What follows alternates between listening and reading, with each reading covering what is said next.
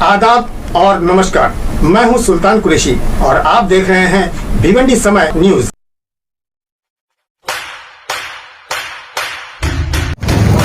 आदाब और नमस्कार, मैं हूं सुल्तान कुरैशी और आप देख रहे हैं भिवंडी समय न्यूज़। इस वक्त मैं मुमरा के अमृत नगर में खड़ा हूं और इसलिए हमें मुमरा में आना पड़ा क्योंकि आप जानते हैं कि यहाँ के एक पत्रकार हैं रफ़ीक भाई, जिन पर पुलिस ने जो है वो तड़ीपार का नोटिस दे दिया है। आप तो जानते हैं कि पत्रकार हमेशा सच्चाई बताता है, लोगों तक अपनी खबरें पहुँचाता है और इस शहर को हमेशा साफ़ सुथरा रहने की बात कहता है। लेकिन आज अगर पत्रकार पर ही तड़ीपार का नोटिस भेज दिया जाए तो ये हैरत की बात ज़रूर होती है। इसलिए हमें मजबूरन मुमरा में आना पड़ा और रफ़ीक भाई से मुलाकात करनी पड़ रही है और हम जानेंगे उनसे कि सच्चाई आखिर क्या है। यूँ तो पत्रकार हमेशा शहर के भलाई के लिए, शहर की फलाह बहबूदी के लिए बात करता है और तड़ीपार का नोटिस तो उन लोगों को दिया जाता है जो शहर के लिए हानिकारक हो, यानी कि चोर चक्के हो या बहुत बड़ा गुंडा मवाली हो या ऐसा कोई नेता हो जो शहर के लिए वाकई में हानिकारक हो, जिसकी वजह से शहर को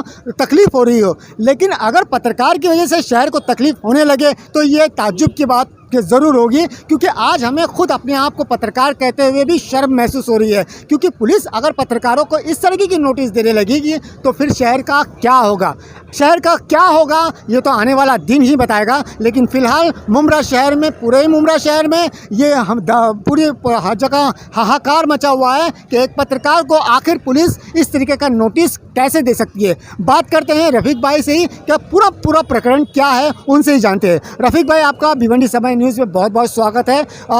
पता चला आप पर पुलिस ने जो है वो तड़ीपार का नोटिस दे दिया है, क्या पूरा प्रकरण है, हमें थोड़ी सी जानकारी दीजिए।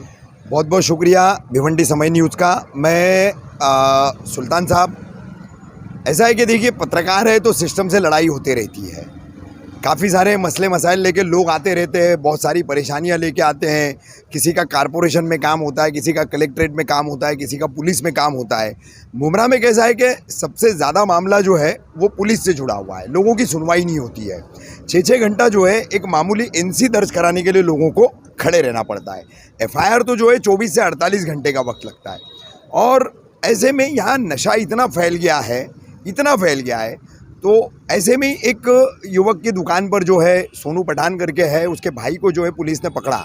गुटखा थोड़ा बहुत मिला था दुकान से और उसको हटा करके उसकी जगह गांजा रख करके उससे 2 लाख रुपए मांगे जा रहे थे।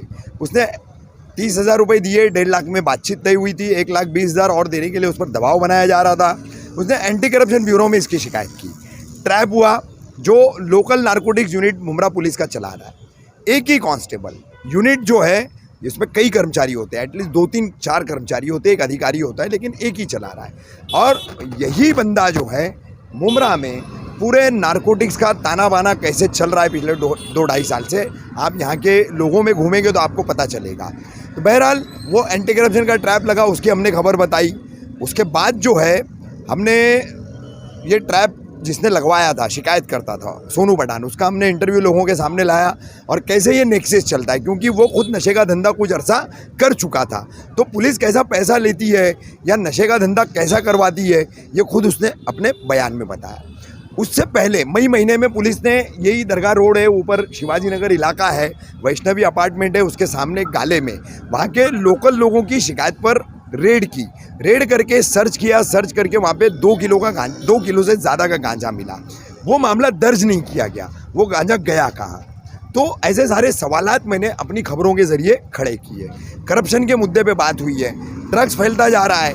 आज मेडिसिन नशा, अभी कुछ दिन पहले आपके भिवंडी में DCP योगेश चौहान साहब ने जो है पत्रकार परिषद ली। अल्फाजल गोलियां जो है और एक गांजा, मोहम्मद हुसैन करके कोई आरोपी था, उसके यहाँ पकड़ा गया था।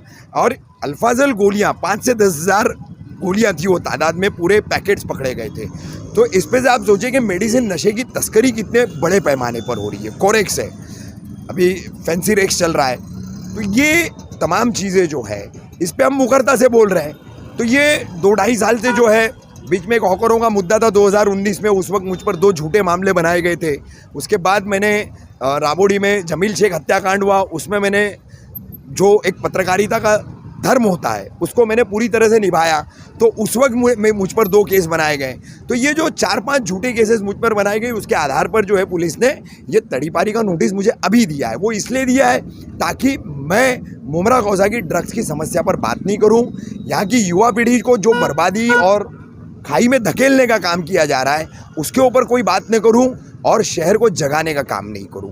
इसके अलावा दूसरा कोई कारण नहीं है। अब जबकि आप पर नोटिस दिया जा चुका है आपको, तो इसके बाद आपका अगला कदम क्या होगा? नहीं, देखिए कैसा है कि ये 2 तरह की फाइट है। एक समाजी तौर पर फाइट है प्रशासन के साथ, और दूसरी है कानूनी तरीके से। 5 दिन का समय है। आज ही की तारीख में मुझे रात 12:30 बजे नोटिस मिली है, तो मुझे 5 दिन में उसका जो है इन रिटर्न जो है मुझे रिप्लाई करना है। वो सबमिशन होगा deputy commissioner of police zone 1। तो उसके बाद वो डिप्टी कमिश्नर क्या फैसला करते हैं, मुझे तड़ीपार करते हैं या फिर उसको रद्द करते हैं, ये उसके बाद जो है फिर मुझे अगर रद्द करते हैं तो आगे की कानूनी लड़ाई लड़नी पड़ेगी, और अगर रद्द कर देते हैं तो फिर मैं अपने शहर वालों के साथ में हूँ। हमने देखा है यहाँ मुमरा आने से, हमने देखा है कि आप लोगों को बहुत सारे लोग मुलाकात भी कर रहे हैं और बहुत सारे लोगों ने आपके लिए दुआएं भी की है। तो क्या जनता आपके साथ में है? जी, आप अभी मतलब मैं क्या बताऊं आपको कि फेसबुक आप चेक करेंगे तो सुबह से लेकर के अब तक 1500 जो है वो काउंटिंग क्रॉस हो चुकी है फेसबुक पे हैशटैग ट्रेंडिंग की। ट्विटर पे भी चल रहा है, लोग इंस्टा पर भी चला रहे हैं, लोग व्हाट्सएप पर भी चला रहे हैं। और कल नागरिकों ने खुद होकर के यहाँ पर कुछ एक अपना प्रदर्शन करने का निर्णय लिया है। सुबह 10 से 12 वो होने वाला है। तो अब नहीं जागे तो फिर कब जागेंगे? अब अगर सो गए तो अपनी नस्लों को भूल जाओ, अपने शहर को भूल जाओ, अपनी फलाह बहबूदी को भूल जाओ। आप किसी मुद्दे पर बोलने के लायक फिर रहेंगे नहीं, क्योंकि हमारे जैसे पत्रकारों की अगर दमनकारी नीतियों के साथ इस तरह से दमन कर दिया जाएगा, अगर हम इस तरीके से हमको चुप कराया जाएगा तो आम आदमी क्या बोल पाएगा? फिर आम आदमी तो हिम्मत ही नहीं करेगा ना।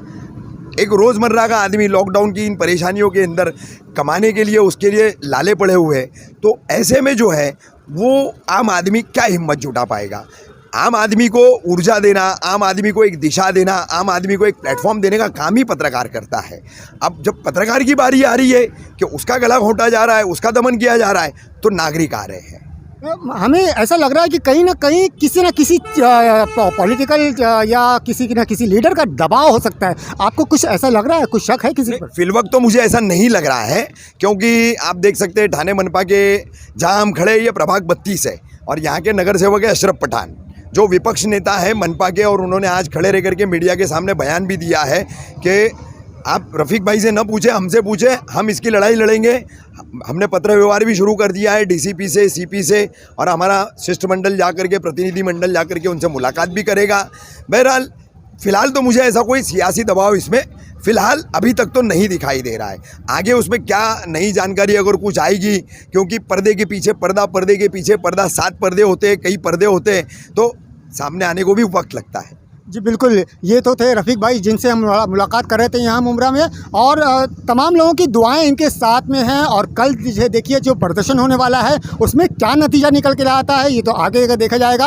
और 5 दिन का जो इन्हें समय दिया गया है उसमें पुलिस इनको क्या नोटिस देती है, इनका जो तड़ीपार के नोटिस जो है रद्द करती है, या इन्हें वाकई में तड़ीपार कर देती है। अगर तड़ीपार इन्हें कर देती है तो ये वाकई में पत्रकार के लिए एक बहुत बड़ी चिंताजनक बात होगी। मैं भिवंडी समय से सुल्तान कुरैशी।